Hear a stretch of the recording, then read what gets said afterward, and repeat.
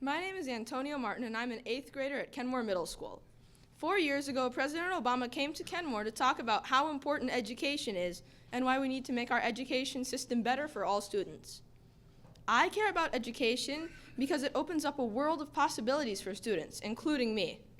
I want to be an engineer, and I work really hard in school. I love science and math, and all of my teachers have helped me enrich my love of learning. For me, Kenmore has opened new possibilities because it is an arts-focused school. I have the option to be in drama and orchestra. My drama teacher is amazing, and she really wants the cast to do well.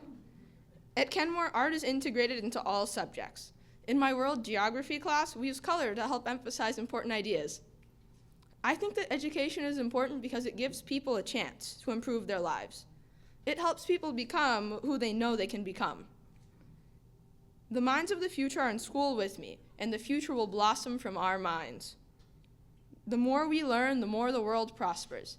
Education is a very important resource that this act will strengthen. And now it is my honor to introduce the President of the United States, Barack Obama. All right, good job. Hey. Antonio, don't let me hang.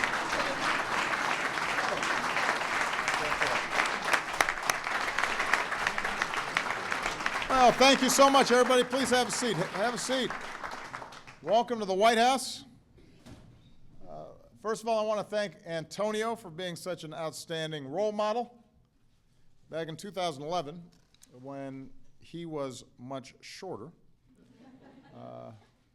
I visited Kenmore Middle School and saw firsthand their great work helping students like Antonio achieve their potential. And that's why we're here today. Now, this is an early Christmas present. After more than 10 years, members of Congress from both parties have come together to revise our national education law. A Christmas miracle, a bipartisan bill signing right here. So,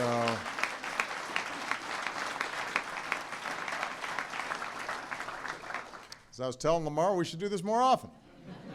I love it when we're signing bipartisan bills. Today, I'm proud to sign a law that's going to make sure that every student is prepared to succeed in the 21st century. The goals of No Child Left Behind, the predecessor of this law, were the right ones. High standards, accountability, closing the achievement gap, making sure that every child was learning, not just some. But in practice, it often fell short. It didn't always consider the specific needs of each community. It led to too much testing during classroom time. It often forced schools and school districts into cookie-cutter reforms that didn't always produce the kinds of results that we wanted to see. And that's okay. Sometimes reform efforts require you try something, it doesn't work, you learn some lessons, and you make modifications. So my administration, when we came into office, tried some different things. We tried to lead a race to the top. That's why we acted to give states that were willing to embrace reforms that they helped to formulate more flexibility in how to improve student achievement. They were receiving waivers from some of the requirements of No Child Left Behind. But the truth is that could only do so much.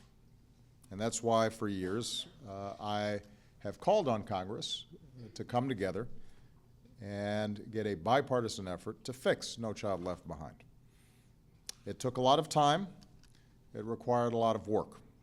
But thanks to the tireless efforts of many of the people on this stage and some people who are in attendance here today, we finally reached that deal.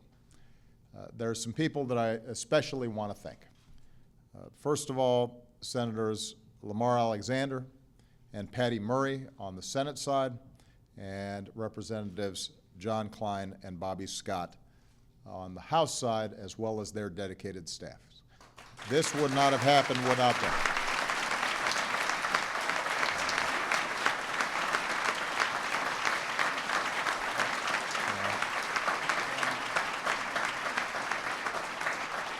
And I just want to point out that it's not as if there weren't some significant ideological differences on some of these issues.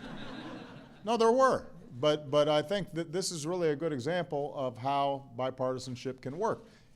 People did not agree on everything at the outset, but they were willing to listen to each other in a civil, constructive way and to work through these issues, compromise where necessary, while still keeping their eye on the ball.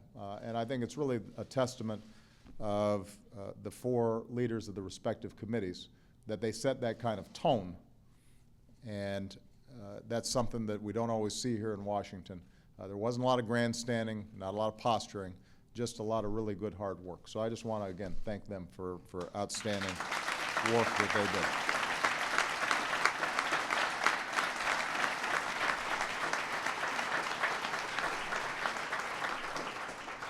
I also want to thank my outgoing Secretary of Education, Arne Duncan.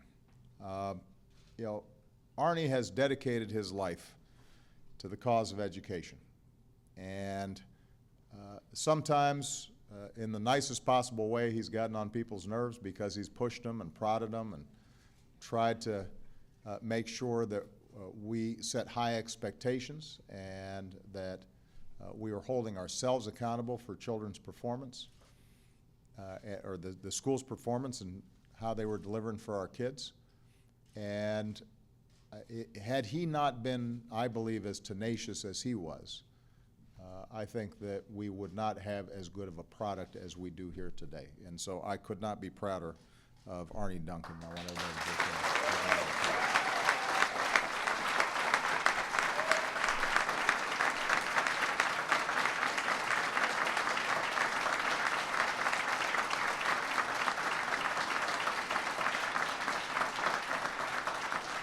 We are going to miss Arne Duncan a lot.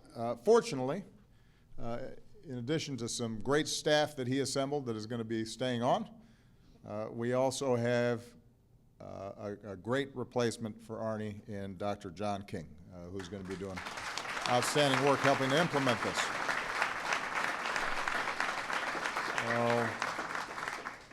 In addition, obviously, we've had some outstanding advocates. We've got our teachers' unions, we've got our civil rights organizations, we've got philanthropies, all of who, community groups who've been active and involved in the governor's organizations and school districts have also been involved, the superintendents. So we want to thank all of them for their contributions. All the stakeholders have really buckled down to make this day possible. And the law comes at an important moment. Over the past 7 years, the good news is that our students have made real strides. You've seen states raise academic expectations for all students. That means that we're in a better position to out-teach and out-compete other nations at a time when knowledge is really the single biggest determinant of economic performance. High school graduation rates have reached an all-time high. Dropout rates have hit historic lows. The number of high schools so bad they're called dropout factories has been cut almost in half. We're training tens of thousands of outstanding math and science teachers. More students are graduating from college than ever before, and more than 1 million additional Black and Hispanic students are now going to college. So there's some real good work that's been done, a foundation to build from. But we're here because we all know that there's a lot more work to be done. As wonderful as Antonio's school is, as wonderful as a learning experience as a lot of our young people are receiving, we know that there are other schools that just aren't hitting the mark yet. And in today's economy, a high-quality education is a prerequisite for success. We're going to have our young people master not just the basics, but also become critical thinkers and creative problem solvers. And our competitive advantage depends on whether our kids are prepared to seize the opportunities for tomorrow. So we need to build on the momentum that has already been established. We've got to learn what works and do more of that, and we've got to get rid of the stuff that doesn't work. And that's exactly what the Every Student Succeeds Act does. First, this law focuses on a national goal of ensuring that all of our students graduate prepared for college and future careers. It builds on the reforms that have helped us make so much progress already, holding everybody to high standards for teaching and learning, empowering states and school districts to develop their own strategies for improvement, dedicating resources to our most vulnerable children. And this law requires states to invest in helping students and schools improve and focusing on the lowest performing schools and closing those big achievement gaps. Second, this bill makes long overdue fixes to the last education law, replacing the one-size-fits-all approach to reform with a commitment to provide every student with a well-rounded education. It creates real partnerships between the states, which will have new flexibility to tailor their improvement plans, and the federal government, which will have the oversight to make sure that the plans are sound. It helps states and districts reduce unnecessary standardized tests, something we talked about a couple of months ago, because what we want to do is to get rid of unnecessary standardized tests so that more teachers can spend time engaging in student learning, while at the same time making sure that parents and teachers have clear information on their children's academic performance. Number three, we know that the early years can make a huge difference in a child's life. So this law lays the foundation to expand access to high-quality preschools, and it creates incentives for innovative approaches to learning and for supporting great teachers. And finally, this bill upholds the core value that animated the original Elementary and Secondary Education Act signed by President Lyndon Johnson. The value that says education, the key to economic opportunity, is a civil right. With this bill, we reaffirm that fundamentally American ideal that every child, regardless of race, income, background, the zip code where they live, deserves the chance to make out of their lives what they will. So this is a big step in the right direction. A true bipartisan effort, a reminder of what can be done when people enter into these issues in a spirit of listening and compromise. But of course, now the hard work begins. Laws are only as good as the implementation. And that means that we're going to have to be engaging with the schools and communities all across the country, educators, school leaders, families, students, elected officials, community leaders, philanthropies, all to make the promise of this law a reality. And, by the way, it's going to take students like Antonio. He's doing his part. He's taking advanced classes to get a head start on high school credits. He plays the violin, he plays sports, he volunteers. He owns one share of stock in Tesla. So he's clearly going places. I'd invest in him if I could. But one of the reasons Antonio's thriving is he's got great teachers and a great principal at Kenmore. They saw that spark in him, and like all great educators, they're helping him to harness his energy and his curiosity and his talents. And that's what we want every single child in America to have. We just want to give them a chance. And so many of them are full of that same talent and drive, but we let them slip through the cracks. Or we're not creative enough in thinking about how they can be engaged. Or they just don't have the resources that they need in the classroom. Or they fell behind early because they didn't get the support that they needed given the tough circumstances they were born into. And we want to make sure that through this piece of legislation, with our hard work, with our focus, with our discipline, with our passion, with our commitment, that every kid is getting the same opportunities that Antonio's getting. I want this not just because it's good for the students themselves, not just because it's good for the communities involved, not only because it's good for our economy, but because it really goes to the essence of what we are about as Americans. There was a time, I think, when upward mobility was the hallmark of America. We've slipped on that front compared to other countries.